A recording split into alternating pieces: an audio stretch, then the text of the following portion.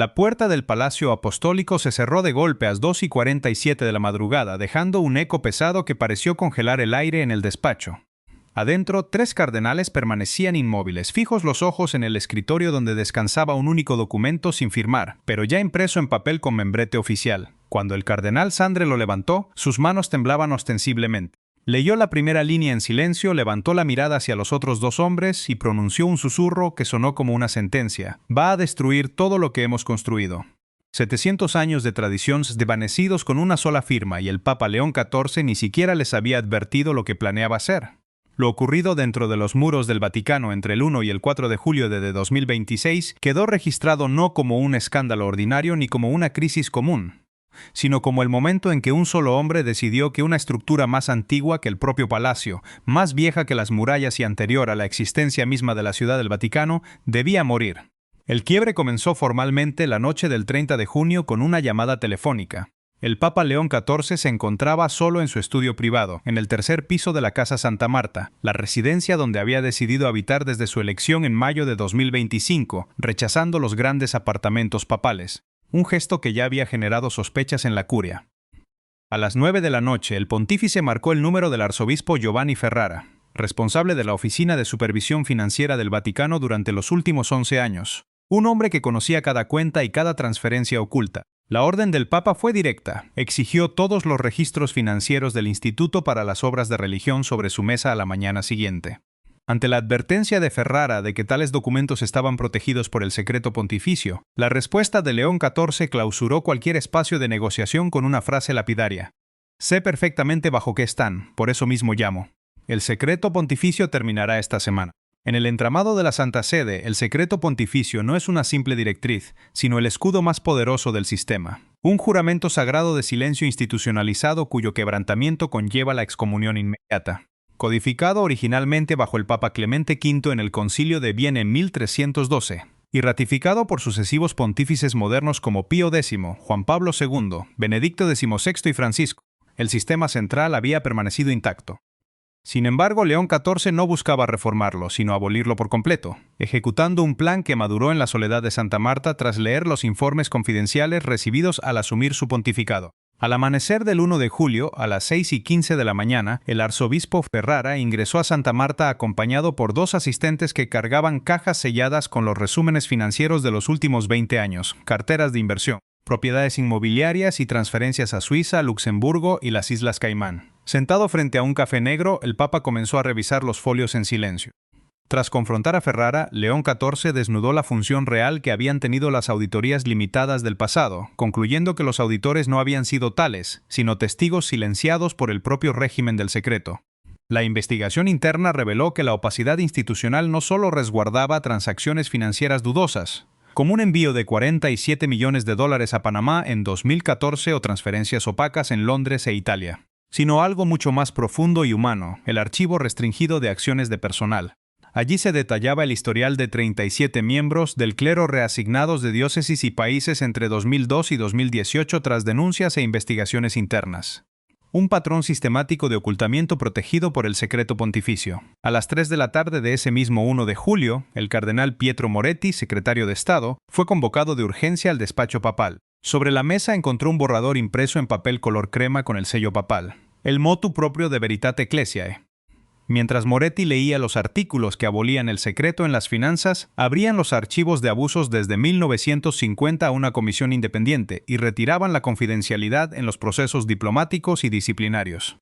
El color desapareció de su rostro. Al advertirle al pontífice que aquello provocaría una guerra inevitable, León XIV respondió sin vacilar que la guerra ya había ocurrido y que la institución solo se había dedicado a ocultar a las víctimas.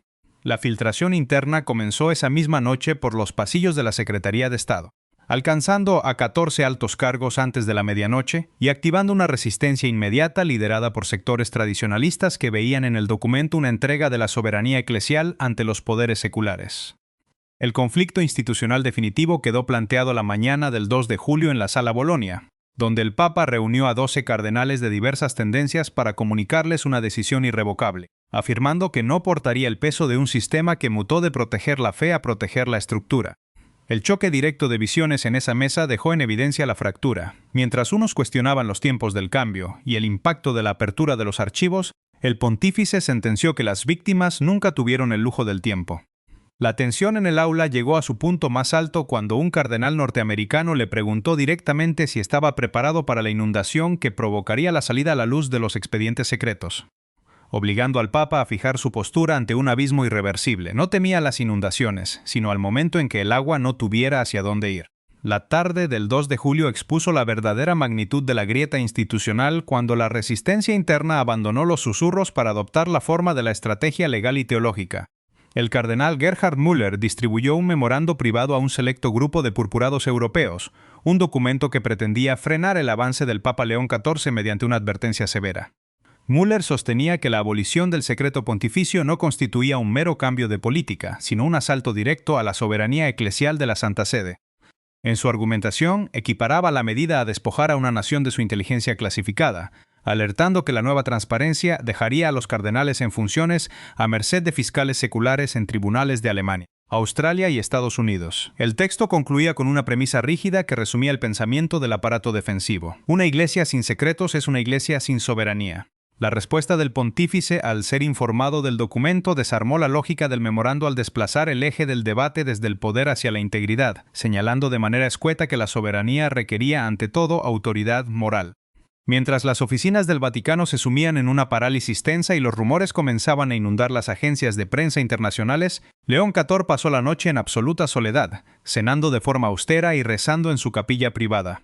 A las 10 de la noche introdujo una última modificación manuscrita al preámbulo del documento, dejando claro que la Iglesia de Cristo se construyó sobre una roca y que las rocas no se esconden. La mañana del 3 de julio, la firma del motu proprio de Veritate Ecclesiae se ejecutó sin la pompa habitual del aparato vaticano, en una ceremonia privada ante la sola mirada del cardenal Moretti, el arzobispo Ferrara y el secretario personal del Papa, el padre Thomas Brennan. A las 11 de la mañana, la liberación del texto provocó un sismo inmediato en las plataformas de información globales, abriendo un abismo irreversible entre quienes consideraban la medida el acto de reforma interna más importante desde el Concilio Vaticano II y aquellos que, como el cardenal Raymond Burke, lo calificaron de un acto de autolesión institucional que justificaba convocar de urgencia al colegio cardenalicio.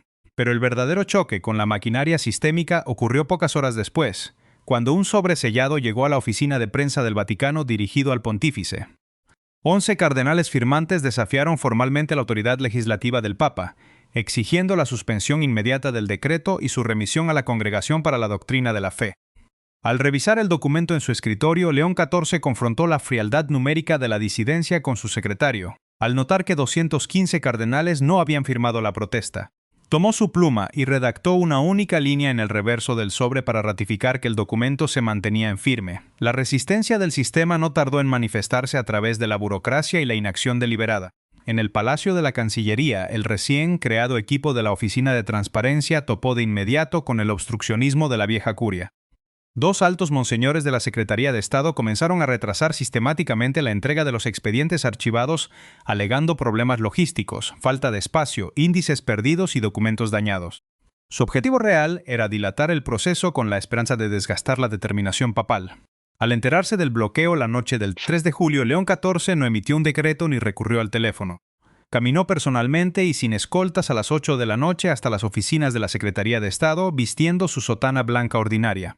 Al irrumpir en los despachos donde los burócratas aún trabajaban, el pontífice impuso su presencia física y su autoridad con una orden directa que no admitía excusas. Los archivos debían estar listos para la mañana. El enfrentamiento silencioso terminó en ese instante. Los monseñores contemplaron al Papa en el umbral de la puerta y comprendieron que la era de la resistencia pasiva dentro de los muros vaticanos había llegado a su fin. Para la mañana del 4 de julio, los archivos exigidos por el pontífice descansaban finalmente en las dependencias de la recién creada Oficina de Transparencia. En un ala del Palacio de la Cancillería, un equipo técnico integrado por 4 abogados canónicos, 2 contadores forenses y 2 archivistas comenzó la descomunal tarea de catalogar la primera oleada de documentos desclasificados. La inspección inicial apenas rozaba la superficie de un proceso que tomaría meses, pero en las primeras 48 horas los especialistas ya habían marcado más de 300 expedientes para una revisión urgente. Lo que aquellos legajos contenían no era una anomalía aislada, sino la radiografía detallada de una institución atrapada en sus propias contradicciones, registros financieros blindados durante décadas frente a cualquier mirada externa, cables diplomáticos secretos que revelaban negociaciones directas entre la Santa Sede y diversos gobiernos sobre el manejo de las denuncias de abusos, y el rastro burocrático de sacerdotes trasladados discretamente de una diócesis a otra para garantizar su impunidad. Ante la inminente exposición pública de estos documentos, los mecanismos defensivos del sistema ensayaron su última y más intensa ofensiva. Mientras los medios tradicionales alineados con los sectores más rígidos de la curia tildaban el motu propio de un acto de rendición inaceptable ante los poderes seculares. Comparando la apertura de archivos con el histórico saqueo de Roma de 1527, la verdadera batalla se libraba en las estructuras intermedias de la burocracia eclesiástica. Diversos jerarcas y oficiales de la curia intentaron atenuar el impacto de la desclasificación, argumentando la necesidad de proteger la privacidad de los clérigos que hubieran sido falsamente acusados o advirtiendo sobre la enorme complejidad. Práctica de aplicar la norma en un entorno internacional. Sin embargo, la determinación de León XIV permaneció inalterable frente a las presiones institucionales. En lugar de recluirse a gestionar la crisis interna en los despachos de Roma, el Papa decidió seguir adelante con un compromiso pastoral fijado meses atrás, su viaje a la isla de Lampedusa, el epicentro geográfico de la crisis migratoria en el Mediterráneo. Tras celebrar una misa matutina en la capilla de Santa Marta enfocada en la virtud de la honestidad radical, el pontífice se trasladó a la isla. Allí, de pie ante una multitud compuesta por residentes locales, trabajadores humanitarios, periodistas y sobrevivientes de naufragios, la figura del Papa cobró una fuerza simbólica que desbordaba los límites de la burocracia vaticana. Con el viento marino golpeando su sotana blanca y aferrado firmemente a los bordes del atril, León XIV pronunció un discurso que, sin mencionar explícitamente el decreto de transparencia, clausuró cualquier intento de volver al pasado. Al dirigirse a los marginados del sistema para asegurarles que sus dolorosas historias constituían la única verdad digna de ser protegida, el Papa expuso el verdadero costo del silencio institucionalizado.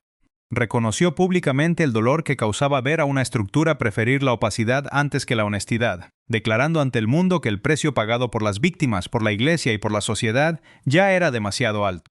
Este acto público colocó a la Santa Sede en un punto de máxima tensión psicológica. Al regresar a su estudio en Santa Marta esa misma noche, la maquinaria del cambio ya resultaba imparable. Un sector del colegio cardenalicio insistía en coordinar una respuesta formal de resistencia. Pero la inclusión del artículo 7 dentro del motu propio blindaba la reforma al exigir una mayoría de 2/3 de los cardenales para reinstaurar el secreto. León XIV sabía perfectamente que ningún purpurado se atrevería a emitir un voto público en favor de la oscuridad con el mundo observando. La antigua estructura de silencio enforced que protegió a los poderosos a expensas de los vulnerables durante 700 años había dejado de existir por completo. La consumación del cambio irreversible no se produjo bajo los frescos de las salas palaciegas, sino en los márgenes de la isla de Lampedusa, frente a las aguas del Mediterráneo. Al caer la tarde, el Papa León XIV se situó ante una multitud que aguardaba en silencio. Hombres de mar, familias locales inmigrantes que cargaban con el peso de naufragios físicos y burocráticos.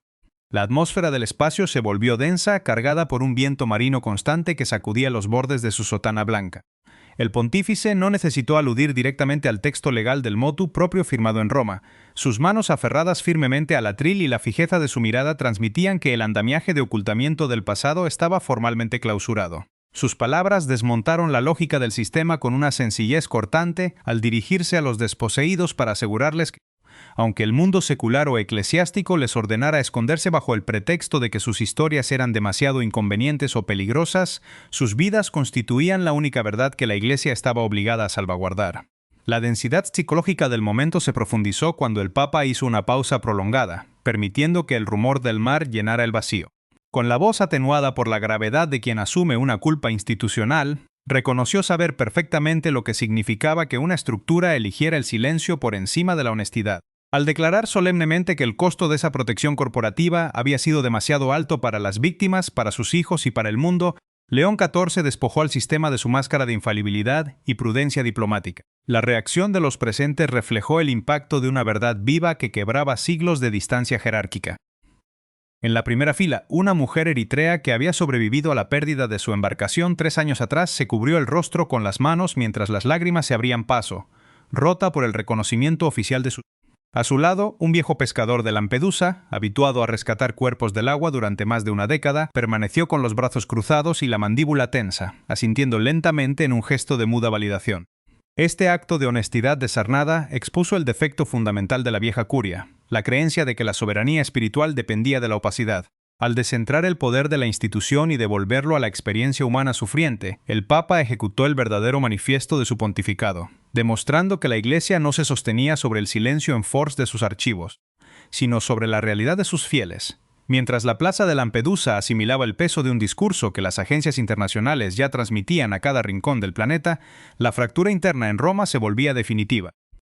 La resistencia burocrática quedaba anulada no por la fuerza de las sanciones, sino por la imposibilidad moral de justificar la ocultación ante una mirada pública global. Al regresar a su estudio privado al final del día, bajo la luz tenue que entraba por los ventanales sobre las calles de Roma, el Papa León XIV se recluyó en la quietud de Santa Marta. Los efectos del documento de Veritate Ecclesiae comenzaban a expandirse como una marea incontrolable. Las peticiones de tribunales extranjeros se acumulaban y los bufetes de abogados de las víctimas preparaban demandas bloqueadas durante décadas por el escudo del secreto. El operating system de la Iglesia había cambiado para siempre. Robert Francis Prevost, el fraile agustiniano educado en las calles de Chicago y forjado en el polvo de los caminos de Perú, se arrodilló finalmente sobre el suelo de piedra fría de su capilla. No hubo discursos de triunfo ni celebraciones oficiales en los salones del Palacio Apostólico, solo el silencio de un hombre que, al destruir una tradición de 700 años para liberar las verdades sepultadas, aceptaba conscientemente que el tiempo de la comodidad institucional había terminado para dar paso a la era de la honestidad más cruda. La onda de choque provocada por el motu proprio de Veritate Ecclesiae no se disipó con los días. Por el contrario, alteró de forma definitiva la vida interna de la Iglesia Católica y su relación con el mundo exterior.